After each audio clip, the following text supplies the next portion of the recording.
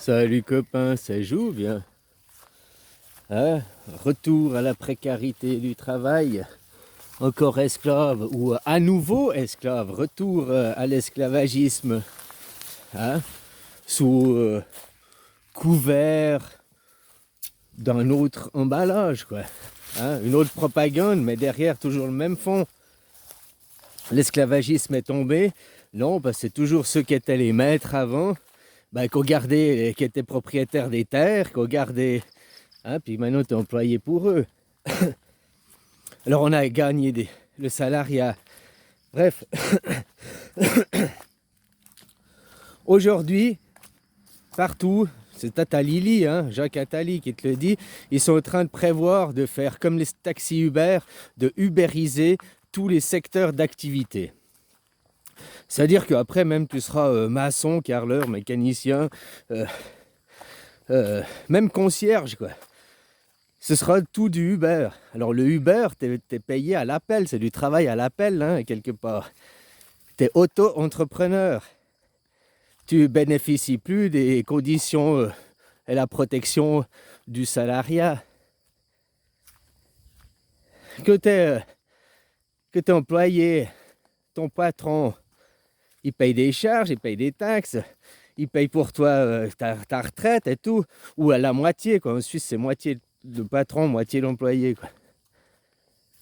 Mais le jour où tu es auto-entrepreneur, parce que tout est Uber, c'est toi qui dois payer toutes tes charges, c'est toi qui dois cotiser entièrement pour ta retraite, tu dois tout faire toi, vu que tu es le patron et l'employé. Que tu es auto-entrepreneur, tu bénéficies pas des aides du chômage, si tout d'un coup il n'y a plus de boulot. Si tu veux partir 2 semaines en vacances, t'es pas payé. C'est pas comme un employé, tu vois. Bref, donc derrière, qu'est-ce qui se passe? C'est la précarité du travail, de nouveau, qui va retrouver. Si toi, en tant qu'employé, si pendant 3 jours, il n'y a pas de travail, bon, tu vas quand même au boulot, tu es quand même payé. C'est que l'autre entrepreneur Uber, s'il n'a pas de course, tu vois, avant, ceux qui travaillaient pour une chose, des compagnies de taxi, le mec, il livrait un client ou il livrait 100 par jour, il était payé le même prix, quoi. Oh, peut-être il y avait... Mais tu dis que là, Uber, ils vont se battre aussi pour avoir la meilleure place. C'est moi qui veux être à la gare, il y a plus de clients. Non, c'est moi.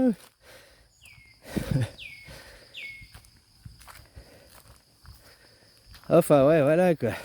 On remonte au monde de l'esclavagisme. Et tout ça, oh, c'est pour votre bien, c'est pour meilleur. Hein, à chaque fois, le poudre de perlimpinpin, quoi. Comme il dirait ton macaroni, quoi. Ils font que ça, hein.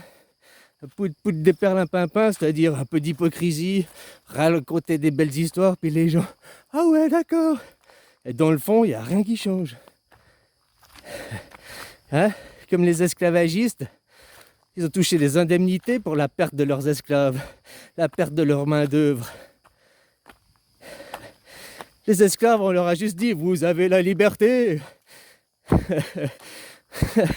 Ouais, voilà, quoi. Un bon pipeau, quoi.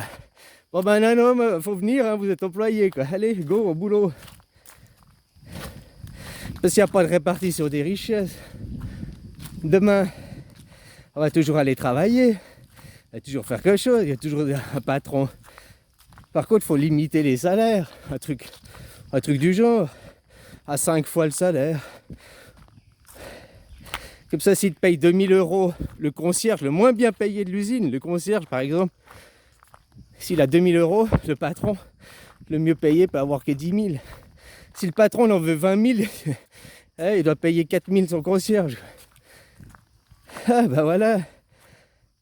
Parce que, hein, eux, ça augmente. Les cadres, les patrons, il y a toujours des augmentations, mais pour les autres, oh non, il n'y a pas d'argent. Parce que c'est le pipeau.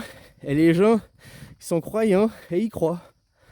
Quand on te dit non, un cadre supérieur a plus de valeur dans une entreprise que le concierge, parce qu'il rapporte plus à l'entreprise, le cadre supérieur rapporte plus de valeur, rapporte plus de sous que le concierge. C'est faux, c'est un mauvais raisonnement. Le concierge, il est autant important. Oui, il n'apporte pas de la valeur directe à l'entreprise. Par contre, le cadre supérieur, s'il venait et que ses chiottes, elles n'étaient pas nettoyées, si son bureau, si c'était jamais nettoyé, ses conditions de travail insalubres, le cadre supérieur, il travaillerait moins bien. Donc tu vois, c'est un tout, quoi. Donc il ajouterait moins de valeur, donc voilà. Donc s'il peut, c'est parce qu'il a aussi que le concierge, tout le monde dans l'entreprise a un rôle. Et chaque échelon, chaque maillon est important. C'est comme à ta voiture, si tu lui dis la boîte de vitesse est supérieure au moteur. Ah non, les roues, vous êtes supérieurs. Tout est indispensable. Après, il y a des options, il y a des choses qu'on peut virer, hein, comme de chaque entreprise. Il y a des gens qui servent à rien, quoi. Il y a des brasseurs de vent. Il y a des options inutiles, quoi.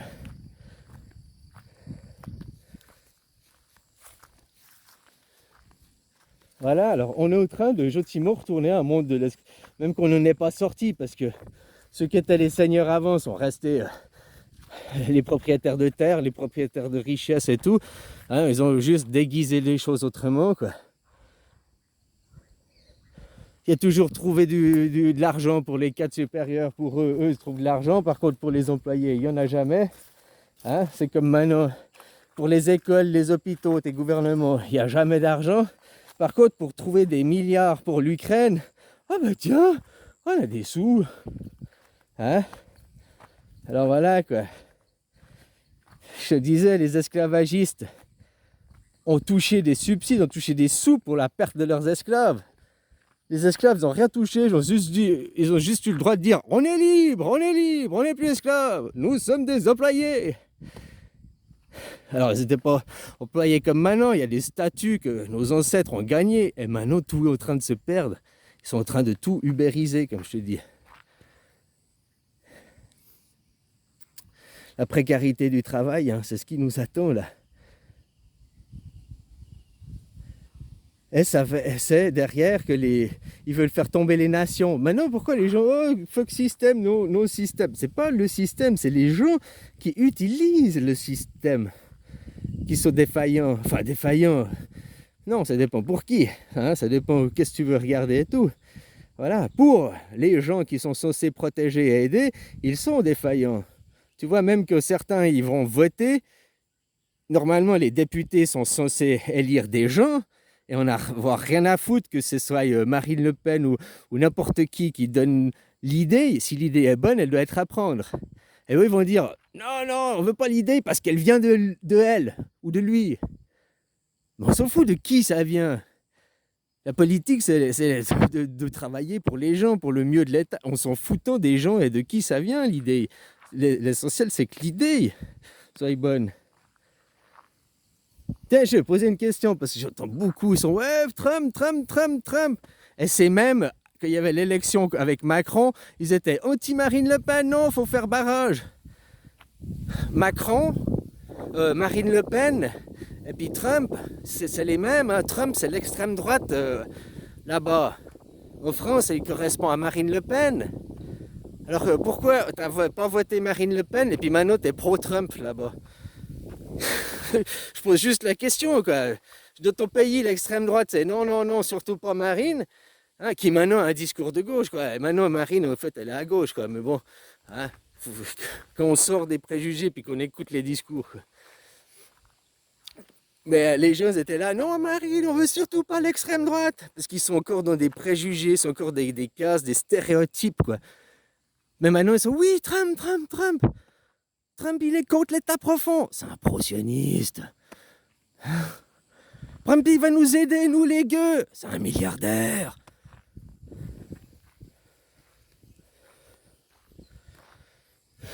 Voilà. Trump, il va pas faire la guerre. Il l'a pas fait, ça c'est vrai. Mais ça veut pas dire qu'il la fera pas. La conjoncture, c'est différent maintenant ce qui se passe. Je te dis, leur projet 2027, renseigne-toi bien, quoi. Ça, c'est pour la guerre publique. Mais derrière, parce que Les États-Unis, ils ont tout. Eux, les États-Unis, ils fabriquent plus rien, mais que ce soit les États-Unis, le pays, mais les entreprises, ils innovent plus et tout. Ils laissent d'autres innover, machin, et hop, ils les bouffent, et hop, ils les bouffent, et hop, ils les bouffent. Alors des fois, ils les bouffent pour enterrer le projet, puis des fois pour prendre le projet, quoi. Mais là maintenant, les États-Unis, ils ont besoin de bouffer un plus gros, ils ont besoin de bouffer la Chine. Une guerre dans le Pacifique, guerre totale dans le Pacifique, c'est comme la première avec les Japonais, machin, où ils se battaient avec les avions. La guerre dans le Pacifique, c'est surtout une guerre euh, avionique, d'avion, quoi. Voilà, voilà, mais si c'est une guerre totale, ça veut dire qu'il y aura aussi en Europe, il y aura partout. Hein. Puis détruire pour reconstruire, ça va relancer l'économie, il faudra reconstruire les routes, il faudra reconstruire les hôpitaux, il faudra reconstruire les maisons, faudra racheter des voitures, il faudra racheter des lave-vaisselle, faudra tout racheter, quoi. Hein. Donc pour relancer l'économie, pour refaire des 30 glorieuses, une guerre, droit derrière, c'est 30 glorieuses, quoi. Voilà, voilà. Hein.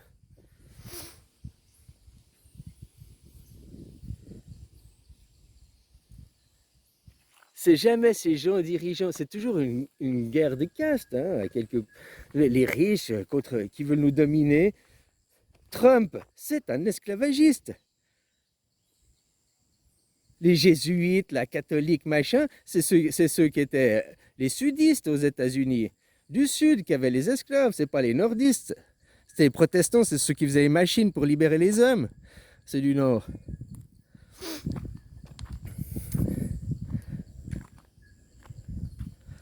Tu vois, Trump, il aurait pu tomber pour à peu près les mêmes choses que Puff Daddy, quoi. Peut-être moins pire, mais dans les mêmes trucs, quoi. Avec ses casinos et ses trucs de... Pourquoi ils l'ont jamais fait tomber?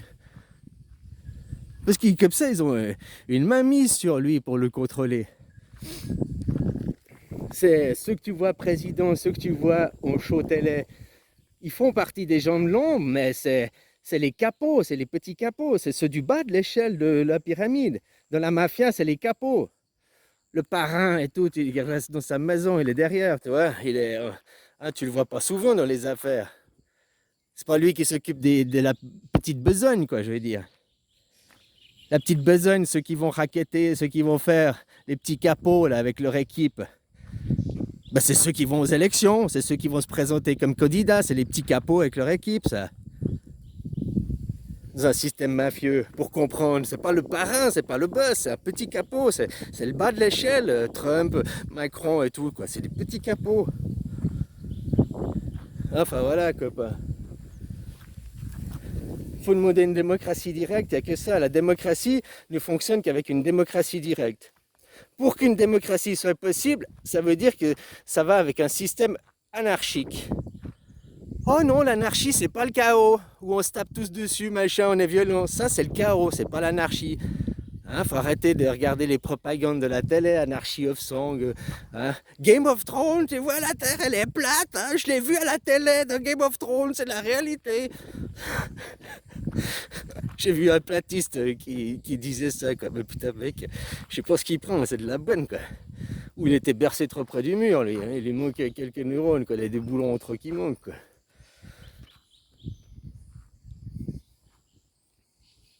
Enfin voilà, copain, je te souhaite une belle journée et puis gaffez-vous. Hein.